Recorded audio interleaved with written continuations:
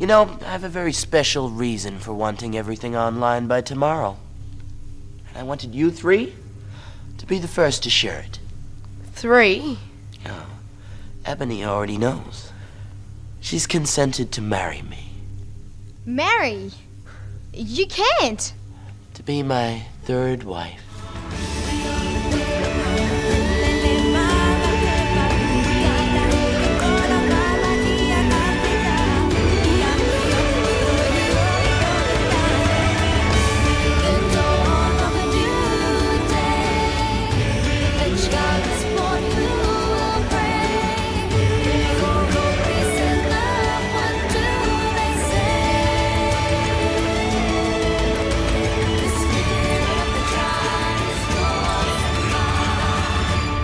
Welcome to Series 4, Episode 33 of Conversation on the Eagle Mountain, a podcast about the tribe. I'm your host, Lance, and joining the podcast panel today is Liz. Hello. And Tamsin, Hello. with episode notes done by Matt and myself. So, Series 4, Episode 33. The screenplay was done by Anthony Reed. It was directed by Murray Keane, and the episode synopsis was read out by Liz. Ram and Ebony prepare to tie the knot, but not everyone is happy, while Pride's views find him in hot water. So after Ram announces his engagement to Ebony, Jay confronts her, demanding to know why she's doing it. I'm marrying Ram, that's what. But why? Why, Ebony? I'm looking out for myself because nobody else is going to. I would. Got big talk! You think Ram will? You think he really cares for you? At least I know where I stand with Ram. Leaving Jay of the opinion that she's choosing power over love. So yeah, what do you make of the continued lack of communication here between Jay and Ebony? I don't care. It's contrived, you know. Yeah, I'm Like- the same. But it's nothing new, and it's not specific to this No. season or the writing. It is just it's something you will see in most romances. Like, that's just a shame, but that's the truth. You will see this in tons of romances. The misunderstanding because people refuse to just communicate. And so it's not a surprise that this lasts as long as it does because she refuses to just tell him what she's upset about so that he can clarify it. You know, I mean, because that's the rule. If she actually said out loud, I'm upset with you and I don't want to be with you and I don't trust you because I saw your fantasy, then he would have the chance to clarify and we don't have a story. And so I just don't care because whenever I see that kind of contrivance in any misunderstanding. Yeah, it's such a turn off. I completely agree with you. And also, I don't think it's very in fitting with their characters, maybe a little bit with his, but it's interesting to note that I would say since about season 2, Ebony has always been fairly straight when it comes to her interests. And if she's interested in you or if she wants to call something out, she will do that. And this just feels so contrived. Yeah. But there was something I did find interesting about this outside of the ridiculousness of their storyline that I don't care about. The thing that I Mhm. actually do like is this gives you some. Now, people would watch this and see Jay's reaction to Ebony choosing Ram and how hurt and how butthurt he is over it and assume that means, see, this is evidence he cares about her. But for Yeah. me, I think they really need to study this reaction and go back to how he reacted to when it was his dreams and possibly his safety on the line. We've been here before when Ebony was the one telling him, we could do this. It's dangerous. Yes. If Ram found out about us, it could be dangerous because by then Ram had already shown his interest in Ebony. And Jay wasn't willing to risk himself or his dreams for what he and Ebony had just found, which fair enough. But look at his reaction to the idea that she's not willing to risk her safety, her dreams, her future on them. See how high and mighty and angry he gets at her? Like, how dare she choose to, like, her own self-interest over us? And remember, it's not like this is months later into the relationship, years later, where the love has been proved. This is only a week later. So it's still not even love. You know what I mean? It's not any more love than it was when he had to make the choice. But he is furious at her. And this is a pattern you're going to see with Jay going forth. He doesn't just do it to Ebony, but he does it to Trudy and he'll do it to Amber. This idea that his partner, they need to make all the sacrifices. They need to put everything on the line to prove how much they care about him, how much they want to be with him. He is not the one who will ever have to make those sacrifices. And I just found that interesting, listening to him sitting there and being like, "Oh, so you've chosen power over us, over our love. Oh, it's love now? That's what it is, Jay?" Because a week ago, when Ebony was begging you to choose the two of you over your dreams and your safety, it was not a risk you thought was worth it, which again, fair, but you don't have the right to be angry at her if you think, because he thinks that's the reason. He thinks the reason is because she's like, "I'm looking out for myself. I got you. No one else is going to." So he assumes that she is choosing her safety and security over them. And he cannot believe she has the audacity to do that. That's that narcissism in him. I'd That's also add into the mix there, is there something, because he has that line later on when he's talking to Salene, and he says that he's on the out, that Ram doesn't really need him anymore. So is he also prepared to only leave now that his best interests are no longer being served? exactly. Because I mean, he wasn't willing to even be with Ebony until he realized the truth about what Ram was doing. And then it was like, "Oh, I want to take him down and I need Ebony." But she was leaving.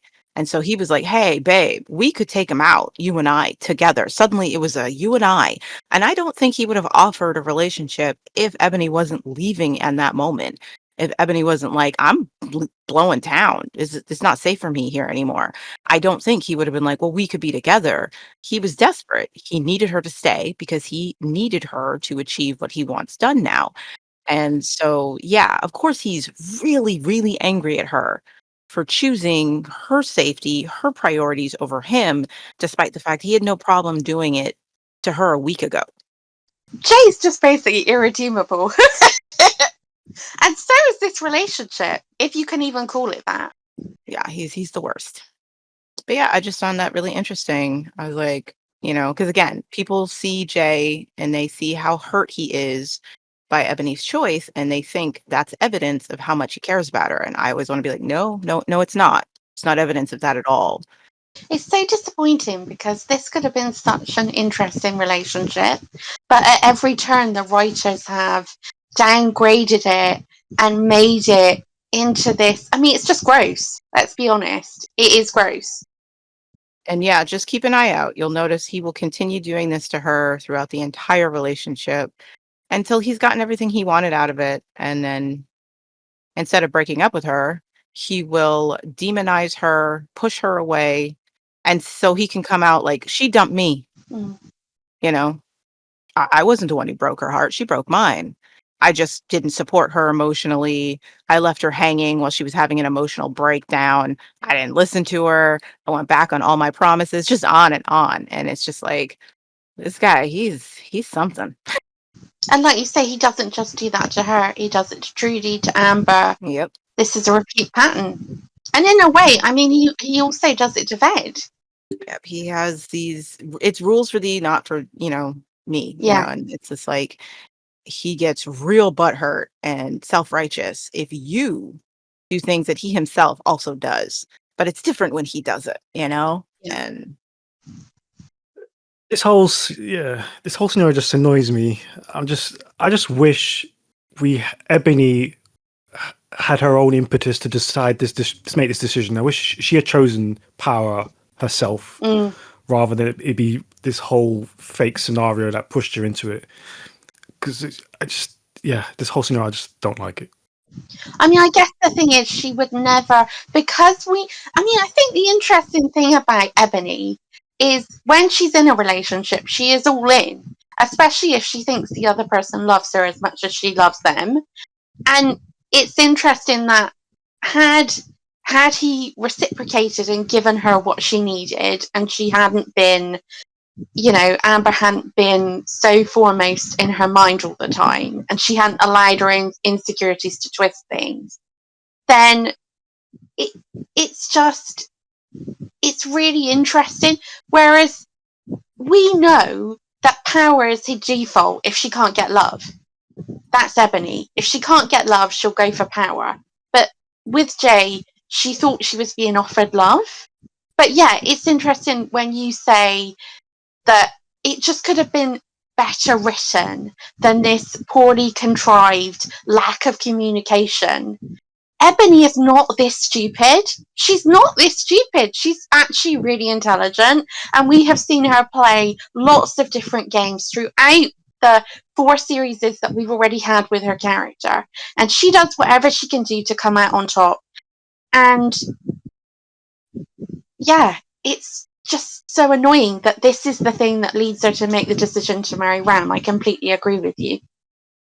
Yeah, that's pretty much the only thing that stuck out to me. The scene itself is, yeah, it's badly done because it's so contrived, and the only reason why we're not going to resolution is because then we wouldn't have a conflict if they just spoke to each other, and it does seem a little out of place for Ebony, who's far more forthright when she's been offended. When you have done her dirty, she doesn't have a problem laying your crimes at your feet and telling you exactly what you did to piss her off or upset her or whatever it is. And so yeah, it does feel a little like, oh, this is just being dragged out so that we can have this drama where she doesn't just tell him what the problem is, because if she did, the conflict would be over. And so instead, let's drag it out for as long as friggin' possible. It sort of reminds me a bit of when Amber came back and you had the situation with Bray when they first met and they were kind of talking around why she'd actually disappeared. And then it all came out with that weak storyline with Ebony and the photo of the baby. Yep. They deliberately did the same thing there too. Yeah. Amber just be like, you don't know, and it didn't matter to me if you don't know why I'm mad. So they could drag out the conflict for as long as possible. And then finally she has no choice but to tell him what she's so mad about, what he did to her, and of course it's as stupid as we all imagined it would be. And it's like, well, no wonder you didn't want to admit what you were mad about, because it sounds dumb.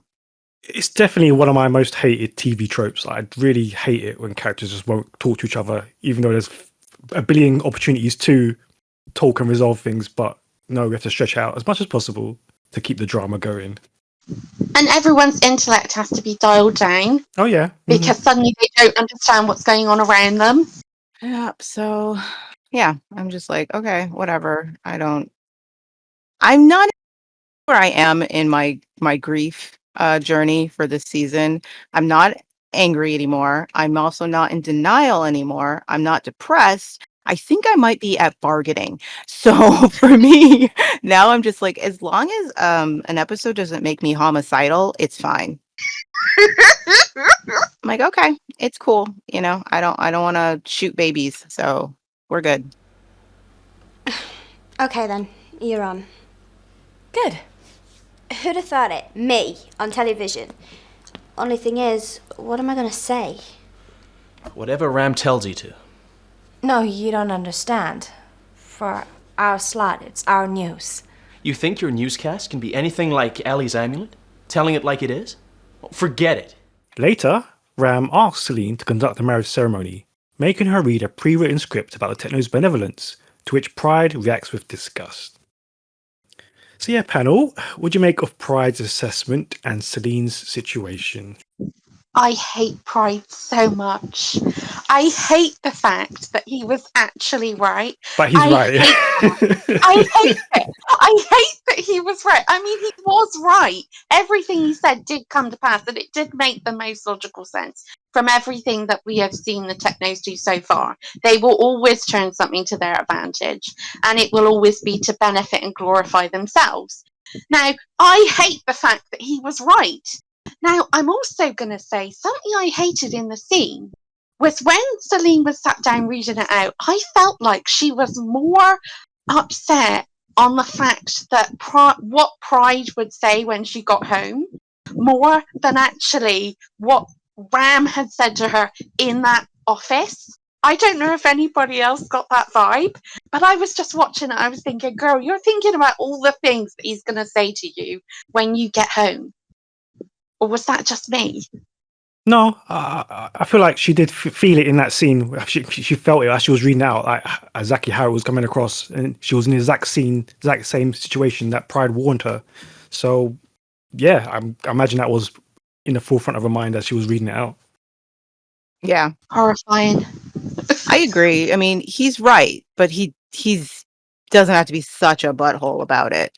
It's like you're right that that's what's going to happen, but there are ways you could be more supportive in helping your partner navigate the fact that this is what you're dealing with. Mm. You could be supportive of what she's trying to attempt to do.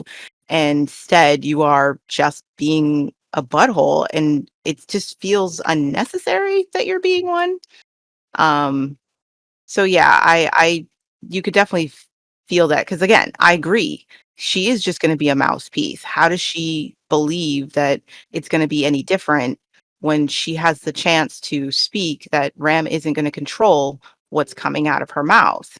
They saw it with their own eyes happen to somebody that they knew. Usually nobody could have told Amber what to say, how to say it. And Yeah, yet, you know, and so yeah, but again, he didn't have to be such a jerk about it. This also feels though, I mean, you've raised the spectre of Amber, so let's talk about it.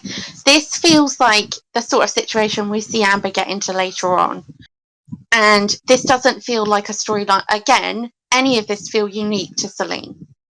Even the situation when she went in there and she got blindsided by Ram. So in the previous episode we saw last week, Ram was blindsided by Salene, but now he knows exactly what he wants from her and she's going to give it to him. And I think for me, you could easily have put Amber in the place of Salene and the scene would have been the same. Yeah, probably. I'm just hung up on the fact that because she knows firsthand what the control the technos have over your image and what you can do. The fact that she thought that this was going to be the mouthpiece of the city, I don't get like why she would think that at all. I mean, I Um, think we all have experiences when we're feeling incredibly gung ho that we're going to make a change, that we can be incredibly naive about that. Um, again, it doesn't excuse Pride being such a jerk to her about it, but especially since he knows what she's trying to do. There's a way to talk to this woman you claim to love, and it's like this is how you treat people you love. No wonder Amber didn't want to be with you, dude. Like seriously, if this is how you think communicating with the person you claim to love is going to get you anywhere, um, it's really disgusting how he talks to Salene. Yeah. And he went in there and only his opinion's the correct one. And he doesn't want to hear anybody else's point of view. They're all children. Silly children that don't know what they're talking about. to be fair, Selena isn't listening to his point of view either. Yeah, but we've seen him be so domineering. That's the thing. I mean, he is not just like this because, I mean, Selene is like this because she's got a taste of power, right? And this is the first taste of power that Selene has ever really had. But Pride has kind of rained on everybody's parade the entire time about everything. And again, he hasn't actually offered any real solutions to the alternative. No. It's very Lex in season 1 when Amber, Bray, any of them were like, okay, so why don't we try this to solve our problems? Lex would be the first to say that's not going to work. That's stupid. And it's like, okay, so what's the better idea? Contribute, like be constructive here. And that's how Yeah. Pride is. Pride, he will naysay anything he doesn't agree with, but he doesn't actually offer anything as an alternative. Okay, so what do we do instead? If our plan is dumb and isn't going to work, Pride, what is your plan other than just keep beating our head against a wall and saying no? Because that's not a plan, Pride. We need a productive plan. He doesn't have one. He reminds me of those sort of, and I'm doing sort of air quotes here, those friends that you have when you tell them that you're going to do something and they're negative from the outset, but they don't come up with any sort of suggestions of what you could. Do you know what I mean? They're Of just course. needlessly negative. Yep. I agree, And that- but he's right. Yeah, he's right. But again, I mean, it's not we can still helpful. hate him. Huh? It's not helpful. And again, I can't respect the way he's talking to the woman he loves, even if you're right and your lover is like going down the path you don't think they should. This isn't how you communicate with them. Oh yeah, I know, but it's just I'm just trying to defend Pride a bit here. I don't think Selene's is open to communicating as well at this moment in time. No, but maybe I that. don't blame her. Yeah, because of his combative style of talking to her and the way that he's always, since they got into this relationship, he has basically made her feel as if not only is she a junior partner in their relationship, but she's a junior partner to his pretend relationship with Amber. He doesn't view her the way he views Amber. He doesn't take into consideration her opinions unless maybe they're childcare based, but even then, he still thinks he's better at parenting than she is. You can see why she just doesn't want to hear it again. Well, I mean, yeah, this relationship is dud. I know that. They have no compatibility, really, but No, none at all. So no, nobody is saying that Pride is wrong. He is right. He has completely got the gist of everything that's going on. But like, there's a better way to say it, and also doing it in front of Dee and Patch, where it's just really embarrassing to have your partner come in, talk to you like that in front of people who are essentially friends, but also in this situation right now, your employees. yeah, I see what you're saying. Yeah, I get it why she doesn't always respond to him, because he starts every conversation like an argument. Yeah. You know, he is right, and she's being incredibly naive if she thinks that she can best Ram when, you know, Ebony and Amber couldn't. You know, it's like, no offense, Salene, those two couldn't. You really need to be more shrewd about your hopes and how you think you're going to do this. I mean, I'm all on board with you challenging Ram, but if you think it's going to be as simple as, oh, I just have to demand he give me a voice and he's going to give it to me, girl, you haven't been paying attention to anything. Your own boyfriend won't give you a voice. What makes you think Ram will? Come on, you know what I mean? But, you know, that's a lesson she has to learn, because she was never really good at being someone who demanded to be heard. And so she's found this courage, she's found this strength in herself. So she thinks, if I just demand it, I'll get it. And that would be frustrating to watch if you're just like, really? You think that's going to work? But again, like, her crime is that she's being naive. I feel like Pride is way worse. Like, dude, I can understand you being frustrated with her, but you're supposed to love her. You know what I mean? And I don't see any of that. And I don't see how you're helping anybody. I don't see how you're helping the situation. And just bad vibes. Pride could be a slur. Sorry. Oh no. Oh my gosh. You know, it's just going to get worse because we're going to get more Pride in more episodes now. It's going to be hideous. Right, his name could be a slur. Oh my gosh. That's hilarious. I love that. Ram and Ebony's wedding takes place in reality space, with Ram quickly taking control of Ebony's choice of attire and the wedding vows. Now you, Ebony. I, Ebony, Forsaking all others. forsaking all others, Good. take you, Ram, as my lawful husband. Jay watches on, crushed. Yeah, what did you make of the ceremony?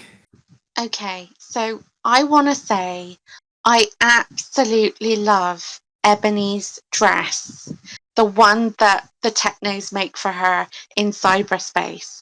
I absolutely really like it. And the thing I like the most about it is taking away that the colour is not something Ebony would ever choose.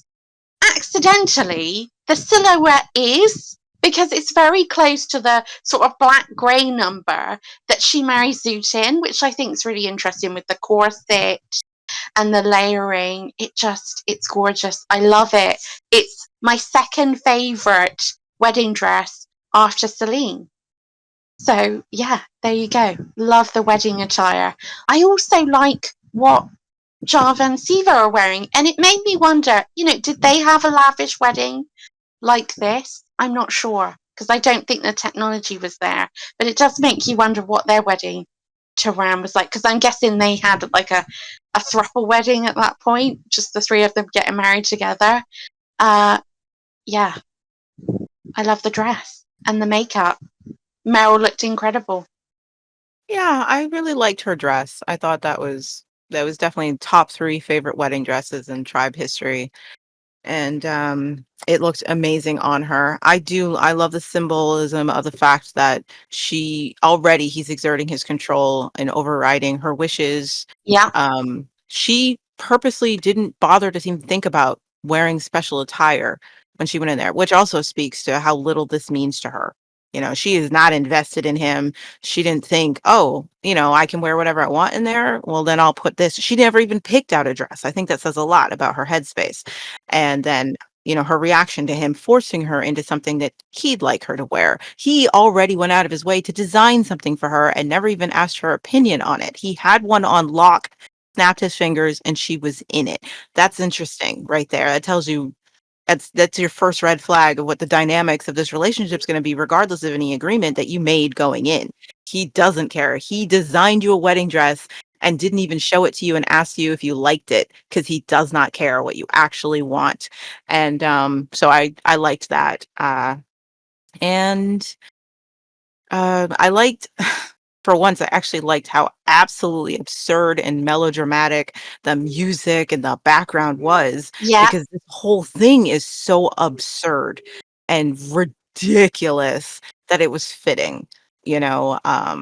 I didn't give a crap about Jay looking sad, because I don't think it's because, oh, the woman he loves is marrying someone else. I think it's because she chose somebody over him, and he's not happy about that. He is butthurt about that. Not losing her, it was that she chose something other than him. And that's what he's mourning. He's not mourning her, you know. And it's depressing that the whole reason she's doing this is just to get back at him. And it didn't give her the satisfaction she hoped it would, you know. She should have figured that out when she first agreed to marry Ram, and she got that sinking pit feeling in her stomach that none of this is going to yeah. make her feel better about her heart being broken over Jay. And instead she's like, I'm going to continue self-destructive cruise missile. She's also lost her power as well, because you make that great point about Ram essentially putting her what he wanted to wear, and it's a giant red flag. And she's lost her power now, because while he was chasing her, she had her own race to run essentially, and she could get more than Java and Siva. But the way Ram just dismisses Siva to somebody like Ebony, that's going to be an alarm, because, yeah, it's all great now. She's the top wife she thinks she is. But what does that actually mean? Does that mean anything at all? Because when he wanted to, he just turned her into a dress up doll. Can I also mention the kiss?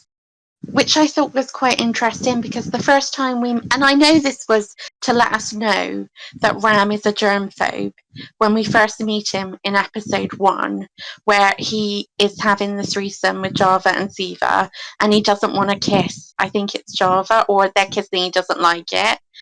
I thought it was interesting that Java says, you can't, and then he kisses Ebony.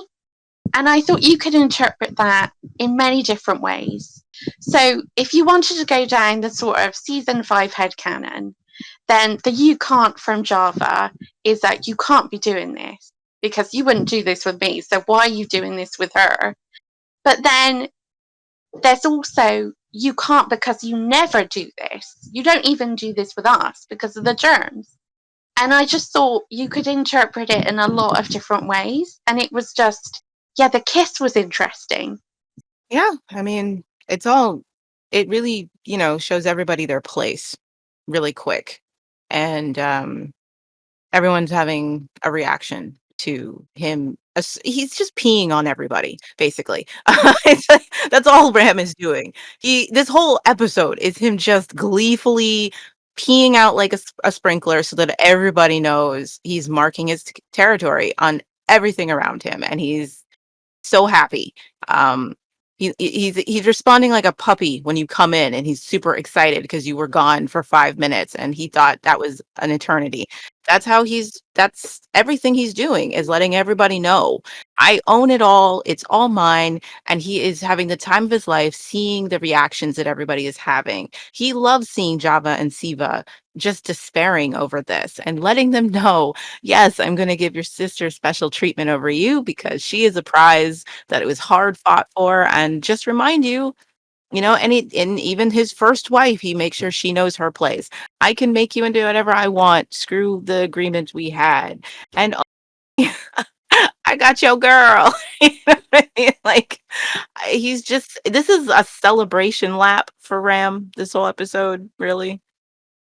Well, when you say that, it's actually interesting because then it's for his writing, it's in direct opposition to where we saw him in the last episode, where he was blindsided by things. He was surprised by Ebony accepting his proposal. He was surprised by Salene being as prepared and as dominant as she actually was coming into the space. So that's really interesting in terms of the writing, because as you say, in this episode, no, it's all on his terms.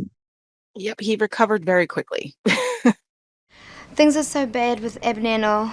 I can't stand another minute of it. Well, that's great. I don't want to be a techno anymore. Honey, you can be whatever you want to be.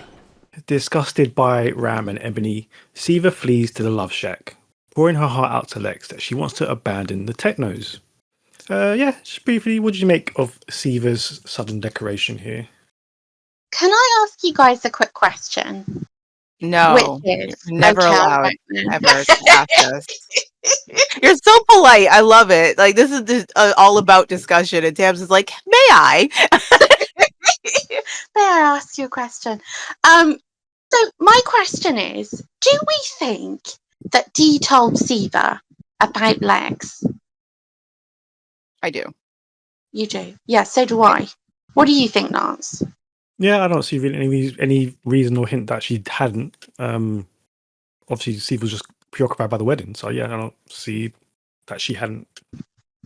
It's interesting because it felt like that was the scene that we needed, because I understand why she left the way she did, because we know that Java and Siva, their biggest fear has come true. Ebony is now a co-wife, and not only is she a co-wife, she's already pushed Siva out of the nest with the neck massage. So Siva's no longer something that's that required, because we know that Java's better at the tech, or appears to be better at the technical stuff than Siva is. And Siva was more there to give like neck rubs and be the nice one. And you got the feeling that Ram was maybe more attracted to Siva than he was to Java, and to compensate, Java's gotten really good at the tech stuff. So you can see why she left the way she did, because she has, not only has he said, no, I don't want you, but I want Ebony instead of you. This is the culmination of everything they've been afraid of happening. So she's gone, and she hasn't really had anywhere else to go but to Lex. But I just feel like it would have been interesting if we had had a scene where we'd actually seen Dee tell Siva that Lex was waiting for her, and then her not turn up. I don't know why. I just feel like that would have been more interesting. Yeah, I think it would help with, because what I feel like the scene is showing us about Siva is what we've all suspected, and what she herself has said. She only joined and agreed to all of this because she was scared and wanted security. And even though she's scared of Ram, at least she has a security that he wants her. So he will prioritize her in some form above at least the rest of the world. And that's why she's put up with everything, because where else would I go? Who else would protect me? Then she latches on to Lex. But she wasn't like willing to run away with Lex. She wasn't willing to leave Ram when she met Lex. It's only in this moment when it's confirmed for her that what little importance that she might have with Ram, how easily it's discarded, that she can't take it because she already didn't want to be with this guy. She's not attracted to him. She's terrified of him. And this was the last string she had, and he just severed it in front of her like this. It's just like, you know what? I'm getting out of here. I have nothing. I have no insurance that I will be safe if I stay here.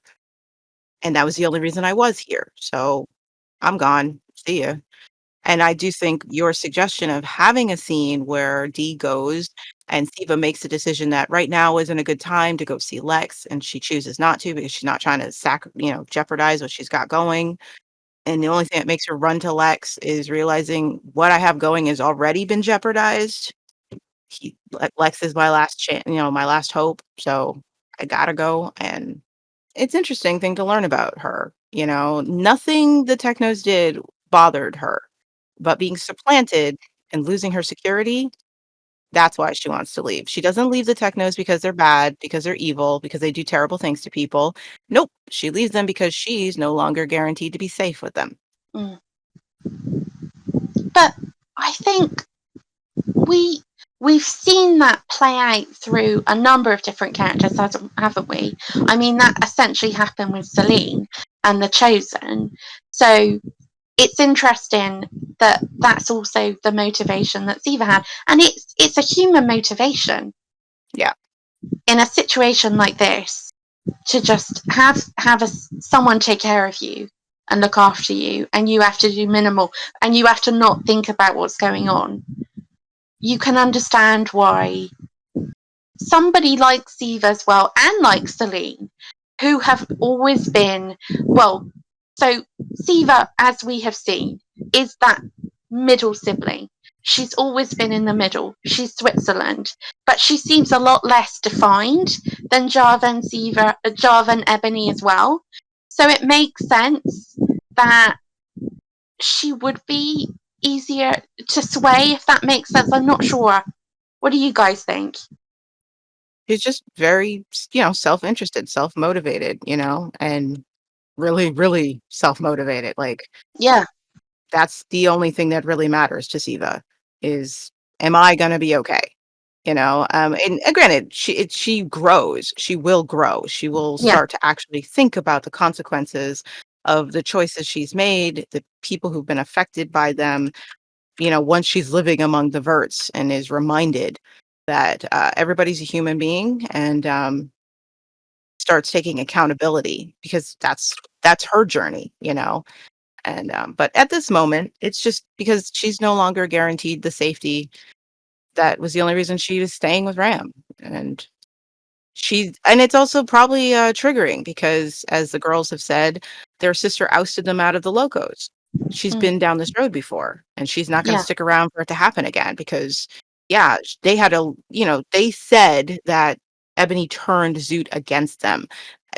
I can't remember if there was a great deal of detail of what that was going to entail, him turning against them, but it was enough that they had to basically run for their lives.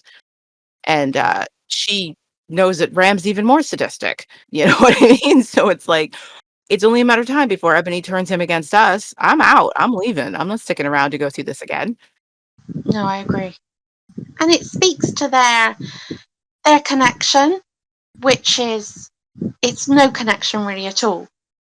He has cheated on her, and she has come to him as essentially kind of a last resort, hasn't she? She's got nowhere else to go. And finally, she does have somewhere else to go that isn't sort of contaminated by Java or Ebony. This is her own space that she's making for herself. Mm. And this isn't even her own space. I mean, Siva doesn't really finally make her own space until season 5. It's what makes her, Yeah, that's true. all the new characters we get in seasons 4 and 5. Hers is the most compelling because we actually get to watch the emotional change because of what she's been through and what she's experiencing. Because even here, she's just following the same pattern. She is running to another abusive, dysfunctional relationship for safety. Yeah. And because she's still scared. It's only when Siva says, "You know what? I am not afraid of any of you people anymore, and I'd rather do this on my own." And as she says in season 5 to her sister, "I'd rather sweep floors and make my own way. I'm not scared of having to do this anymore." Yeah. Where before that's what that governed her whole life until season 5, and it like she finally broke the cycle and said, I will not put up with this behavior. I will not let people treat me this way anymore. And I'm going to do it myself." But she's not breaking it yet. She's just doing the exact same thing she's always done: run to another person who treats her like garbage for safety. Yeah. And it's such a shame. What happens to her is just a crying shame, because actually, Yeah. that's where we should have left her, with this positive storyline. We've seen her go through these trials and tribulations. We leave her in liberty, and she is ready to make her own way on her own for the first time ever. Yeah. What they did to Siva was a crying shame. Yeah. And it reminds me so much of Moon from season 3, It's like, what is the message you are trying to tell young viewers? Like Moon, she doesn't if she can't get Bray to rescue her, she's just gonna stay with Pony Joe and that toxic. Like, oh, okay, that's a great message to tell young people. And then Siva, the one who actually got away, is killed. Like, what are you trying to like? What is the message here? Why don't you show me some more reality space world? That's fun. I'd rather have fun with you in the real world. Oh. I mean, too much reality space can do your head in. It's not good for you. Chloe is eager to get back into reality space, but Ved wants to spend time with her in real life and warns her that too much reality space can mess with your head. So yeah, what did you make of that scene between the two? Oh, Ved, when showing off bites you in the ass. Think about it. He showed her reality space because he was trying to impress her, only to discover she prefers it to his company. Couldn't have happened to a better guy. Honestly, yeah, honestly. But then again, I've got to be honest, I know the Chloe Veg shippers have had a tough time with us in this season so far. But the thing is, like, it could not be more apparent that her interest in him now is only him being able to provide her with a headset. He could get her the latest downloads, and that's why she's there. And she even rolls her eyes at the thought of them spending time together outside of reality space. And it's like, oh my God.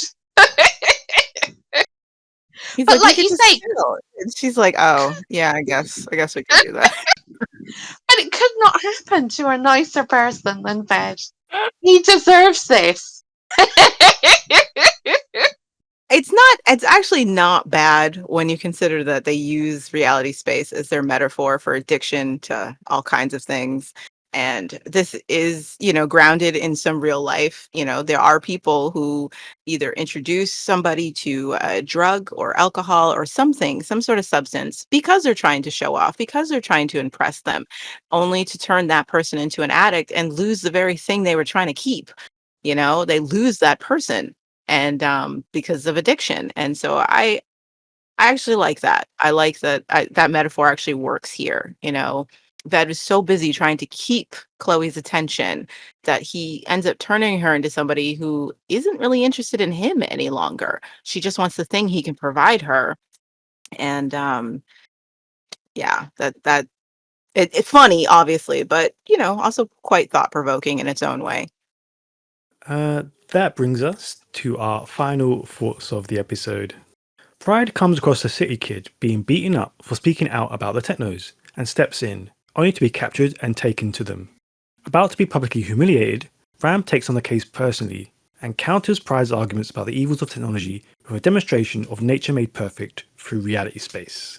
Temper, temper. I also heard that you think I want to make everybody slaves. You want to make everybody slaves to technology, just like they were before the virus. Yeah. The problem is your real world is full of nasty bugs. What, and your virtual world isn't? No. My virtual world is going to be perfect. So yeah, what did you make of Ram's understanding of Pride and Pride's reaction to this taste of virtual reality? I felt like we were missing a scene. Um, or maybe this was just edited weird. Okay, so Selene sees him in the stocks and realizes he's been captured, and she's like, "Oh my gosh, no, can't be, whatever." And then we flip to Chloe and Ved watching the same thing, only for it to be announced that his sentence has been suspended because Ram's going to do something else to him. Okay, when you watch that scene with Chloe and Ved, it gives you the assumption that Selene was able to argue Pride's case. But when we get back to Selene talking to Jay, it highly implies that she had nothing to do with Ram's sudden decision to personalize his abusive pride. And I just wish we'd seen that scene, like what made Ram change his mind about Pride being publicly humiliated and making it a private thing. If it wasn't Selene, then what was it that convinced him? And for me, it just felt a little choppy, like how we got there, what made him do that, because that's it's a big jump to because what would be the reason he would personally punish Pride in this moment? Like, what would make him suddenly go, you know what, never mind, I don't want to, like, get him out of the stocks, and I just think we're missing that. I would have liked to have seen what made him change his mind. And I also think Pride's reaction to reality space is less. I think they wanted to go for eerie or unsettling, and that's could have used a few more takes. That's all I can say. I'm not crazy about the acting choice for his reaction. I agree with you, Liz, though. When I first saw it, I thought, oh, well, Celine's bargained for Pride then. She said something, and Ram has tried to show that he's benevolent and has said, I'll deal with it in a private way. And then, but I agree with you. There is a missing scene there. It did feel very stark because it went from one thing and then straight away. And you wondered what Celine's reaction was to this, about him suddenly being in the stocks and then the change of the mind and then potentially him essentially just disappearing. We needed to kind of see that as well. And we kind of saw Selene asking Jay if he could help. But I don't know. Yeah, it did very much feel like we needed a reaction from Ram and a reaction from Selene. And also, why did Ram decide to do it like this? Why didn't he just punish him in the stocks? Why did he change his mind? Thank you. Yeah. I didn't understand the motivations for any of this. I don't understand why Ram personally decided to take Pride out of it. I don't understand why he put Pride, wanted to show Pride, the how great technology is. I don't get any of this. Like, why would Ram care? There was definitely some scenes missing because it does make no sense. Because it's not even like they have enough of a connection for Ram to want to prove that Pride is wrong in his outlook. No. Like he wants to teach him a lesson and see him come apart at the seams. It's not even like that. So, yeah, it's kind of baffling as to why we jumped into this so quickly. I mean, maybe especially when he already has a history of seeing Pride get he chose to electrocute Pride and Jay on the fence outside of the power station. You know what I mean? Like, there should be a bit of an animosity for Pride. So why would he choose, you know what, instead of watching you be publicly flogged in the streets, I'm gonna win you over. And especially because when he's doing it with a nefarious air. Like, he knows that showing Pride this is going to cause some sort of damage to Pride. He's not behaving like someone who's like, I'm tired of dealing with you. I'm going to win you over so you'll just stop being a thorn in my side. He's doing it in a way of like, ha ha ha. It's someone a bad hit of something because you want to get rid of them. That's how he's behaving. So it almost implies that he knows he's going to cause a bad addiction. It's just, we're missing something. We are missing something here. I would have even taken, a quick scene with Salene being like, "Oh, please don't," da da da da da, and Yeah. him being like, "You know what? You caught me in a good mood. I just got married. I have a better idea for him." You know what I mean? Yeah. Something like that. That's what we Because then I needed. could be like, "All right, fine. He just wants to play with Pride because he's in a great mood today. He got what he wanted today. He peed on everybody, put everyone in their place, and he's just, but otherwise it just feels like something is very missing here." And It's interesting though that you say win him over, because I read it as he is going to destroy him. He's going to rub his face, Pride's face, in everything that he held dear. And Ram is going to say, essentially, with a flick of a switch, everybody is buyable. I can buy everybody with reality space, with this perfect version of the world that I've created. Even nature cannot stand in my way. That's kind of how I viewed it. well, that's what I'm saying. The way it plays is Ram comes across as very nefarious. Yeah. Like he knows he's going to do some sort of damage to Pride through what they're going to do, which is just, we need some explanation of how we got here. Yeah.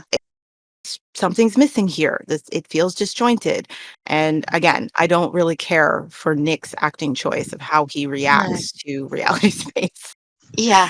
Yeah. I, It was. I, it's off. It's strange. Again, I think they were going for unsettling, and I mean, yeah, Pride's reaction was just over the top. Like, yeah, I don't get what they was trying to convey, that he'd never experienced a computer game in his life, that the adrenaline was being pumped so high into him. I don't know. I don't get it. I don't get what they're going for. And now he's obviously suddenly going to be addicted to this. Yeah. Yeah, because even Chloe didn't go this hard, this fast into it. No. And I mean, she is displaying what you would say addiction behaviors. And even she didn't go this fast because she's done other things since. Like, she's sat in the cafe. We've seen her. She's engaged in conversations outside of thinking about reality space. But he was just right there. This is it now. We don't ever learn, do we? Like, we don't learn that Ram turned the dial up to 11 or anything, did we? Like, we don't learn anything about what he actually does here to push Pride this far over the end this quickly. And that would have been really useful if that's what he was going for, because he hints at the fact that he's going to basically ruin reality for Pride. He's going to prove to him that what I can create is better than any reality, any nature you'll ever experience. So that's why I said it comes across as nefarious. Like, he is going out of his way to ruin Pride, because Chloe has experienced this, and yes, she's clearly jonesing for it, but she's still able to function in life, for waiting for her next hit. Pride comes out of this fried completely. You know what I mean? There's just no going back for him. And it would work if we knew that that was purposeful. That's what Ram was going for, Yeah. that they have the ability to do that. Yeah. I'd also say it also shines a light on the lack of backstories that we get for the characters, because something we were talking about before the episode started was the fact that it would be interesting to know if Pride had always lived off-grid, if he had been instilled from a young age in the reality of technology being evil, and essentially his parents were maybe preppers and they'd always kind of been waiting for the end of the world.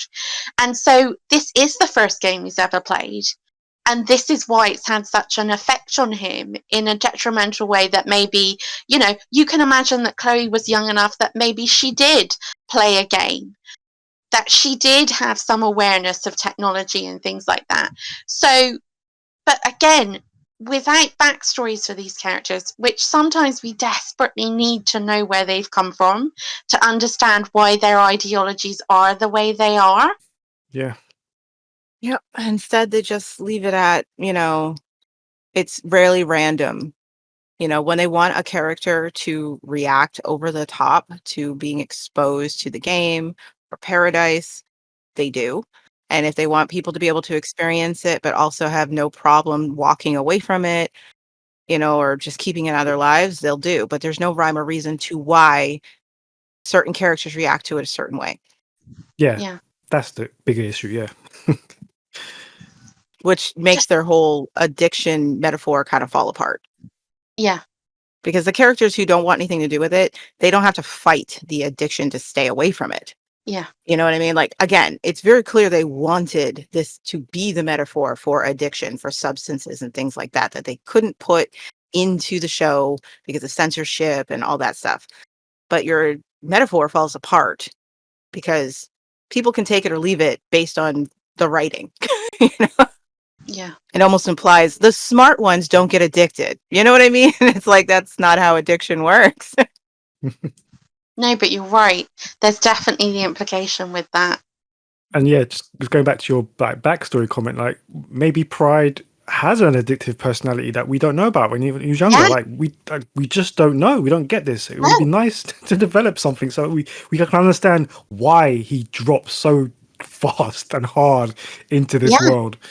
But nope, it's just Yeah, because that is a reality. People do have addictive personalities. Yeah, that is a trait. Oh yeah, he just goes wee and he's addicted. Yeah. Wow. Or he's like scratching. He's like making some really obscene suggestions of what he would do if you just give him another dose of the game. Like, okay. He became an immediate crackhead. And it's just like, why him though? Yeah. This is his brat Summer. He's having a Charlie XCX. I can't remember the back half. Like, how long is this going to last for? Is this him Pride now? Oh for no, like... this is the storyline for a while. It's going to until it's like up until he nearly kills Jay. You know what I mean? Like he's gonna steal from Salene. Him and May are gonna be sneaking off. You know, they're gonna be. I mean, even Mouse and Charlie aren't that addicted. Like they can still function. They go to work. They do their jobs. They can earn their credits and play the game. But no, May and Pride are like, "Arr, arr, arr, arr." They go nearly feral and horrible. They treat everyone terribly. Like it's crazy, and it's just like, but why just them? Why is it this is. It's interesting you should say that because I always thought that May was maybe a little bit less addicted, but addicted to spending time with Pride. And this was something they were doing together, you know? And there's always an element of that. She definitely gave off of, she enjoyed enabling him because it hurt Salene, you know? Yeah. Because she was just like, oh, a man, you know? And it's like, was he though? She looked, he was in her bed, so you know. Right, exactly. But, like, true. Nay, come on. But yeah, you do get the sense that she just enjoys this because it causes Salene pain, you know, and it's the only way that Pride prefers to be with May is if he's doing this, and so she's gung-ho for it. Yeah. And it's those kind of friendships where you've got those sort of toxic friendships where your friends don't want the best for you because they don't want to achieve the best for themselves, maybe. So everybody's kept in a holding pattern, and you get those addictive relationships as well, don't you? You know, and yeah, that's kind of, I'd say, May in season 4 with Pride, but we might find out it's completely different. We might have seen this a completely different way because that's what we've been finding out, haven't we? Yes. Yeah. 100%. I've been keeping my mind open because I just keep getting surprised. It's fun, really. As hard as these episodes are, our chat about them is actually fun. I will say that as much as this has been a task, and I'm not going to come out of this being like having a whole new opinion about season 4. What I have liked is I didn't want to come out of it having not gained any new insights because I don't find that fun. Because even with the seasons I know by heart, I still came out of them with new insights about them and characters because I just hadn't bothered to think about those things. And then I hear someone else's opinion on something and I'm like, I never actually looked at it that way, you know? So I am glad. And that is one thing that's enjoyable is talking to you guys and coming out of season 4 with these new insights. Yeah, I agree. 100%, yep. Hope the listeners enjoy it as well.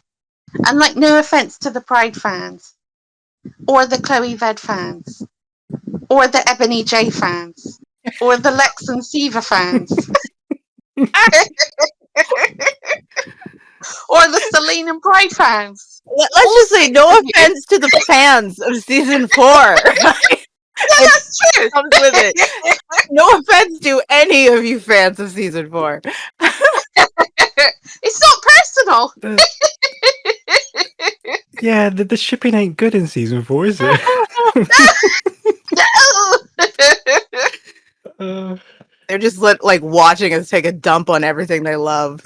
Like, appreciate you coming back for more. It might get better. It might get better.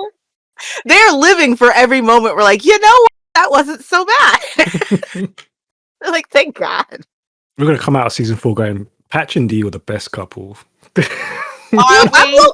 already We going are. to say that. We're going to say it. We're going to say it. By the end, we're going to be like, yep. I'll say it now. I'll say it now. See? Don't They're the say it yet. They're the best. Don't say it yet. I don't see anyone taking their trophy. Exactly. I can't see it. Well, Like I'm just saying, be careful. We've learned, if something we've learned is, we all came in with assumptions, and those assumptions were burned down. So be careful about this pedestal we place them on now. Yeah, Just I'm in willing case. I'm willing to die on this hill that no matter I think how so, bad yeah. Dee and Patch Okay. might get, that I might discover how bad Dee and Patch actually are. No one's gonna top them. No They're one, still yeah. going to win the trophy of season 4 I mean, for Not in You this can't season. deny that, because there are no other couples. There are no other functioning couples in this. Everybody else is the train on fire, surrounded by rubbish. Nothing is working. But still, there are depths that we could dig into, aren't there? There are places we could go that they might go that could be truly horrific.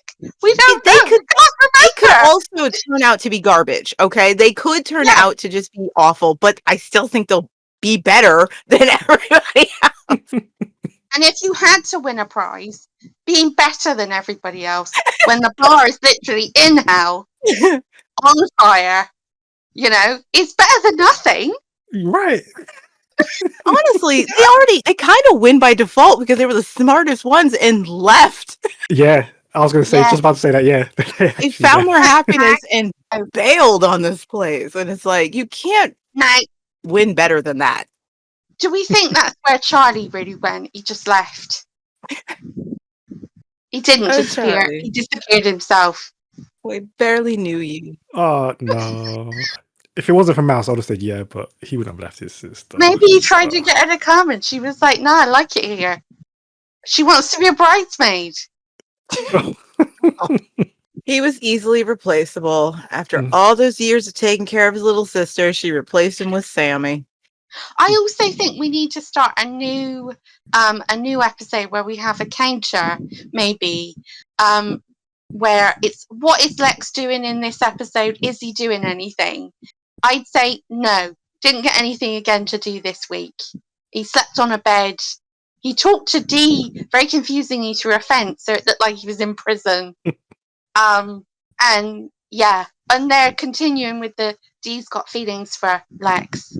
Which, no, she doesn't. They're just friends. She doesn't view him that way. And that's the hill I'll die on. I don't want this reality. I don't want another cool chick to get hung up on him in this way where he only views them as a friend. Lex doesn't view women as friends. They're all opportunity to him. That is something we have learned since we first met him. He will pull the moves on any woman who has pulse. Right? If she's alive and is in one piece and it can speak, well, even then, she doesn't need to be able to speak, right? He's going to run up that drain pipe like a rat. Well, to be fair, he has to be attracted to them first. He's attracted to every woman. But he wasn't attracted to Alice that way. He never put the moves on her. No, he never did.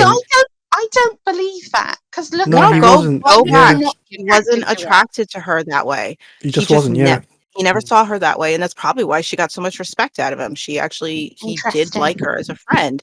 Dee, he's not attracted to her. He's never made a move. If he's attracted, absolutely, they could be comatose and he's making a move. But if he's not attracted, It actually leaves room for something else to be built there, you know? That's interesting. Yeah. Because I've never thought he had those sorts of, like, you're giving him much more, I'd say, humanity, discernment, than I've ever given him. Because I just assumed every single woman was fair game. Nope. If he's not attracted, he's not making a play. He wasn't attracted to Interesting. Trudy in season 1 at all. He was nothing but cruel to her. Yeah. Season 2, she got a glow up and he was like, hey girl, hey. Was it not the baby that turned him off, though? Because he didn't want to be a dad. He didn't want to be a dad to anybody. Everything about Trudy turned him off. Yeah.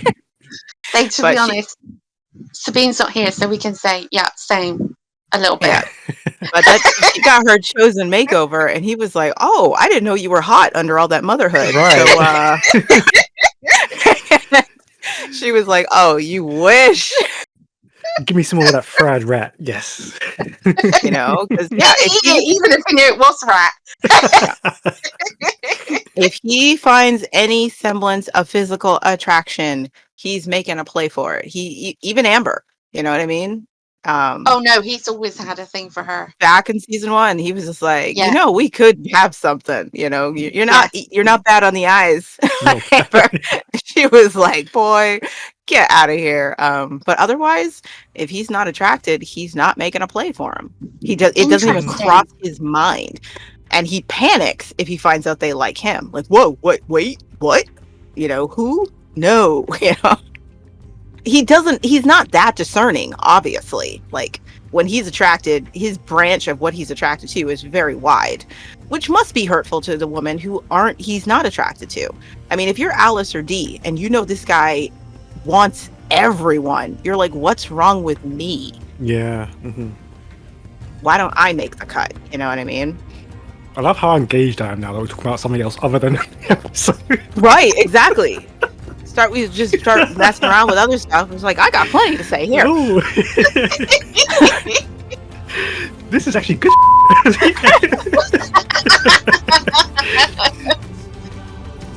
Alright, that brings Series 4, Episode 33 to a close. Thank you very much to the panel, and you can show your support by clicking on that like and subscribe, and following us on all the major platforms. You can also leave us a comment, or get in touch if you'd like to take part in a future episode of the podcast yourself. Just search for the tribe.co.uk or Conversations on Eagle Mountain. You can also throw us a donation. Just head on over to buymeacoffee.com/thetribe.co.uk. And we'll see you next time for episode 34. Until then, bye. Bye. Bye.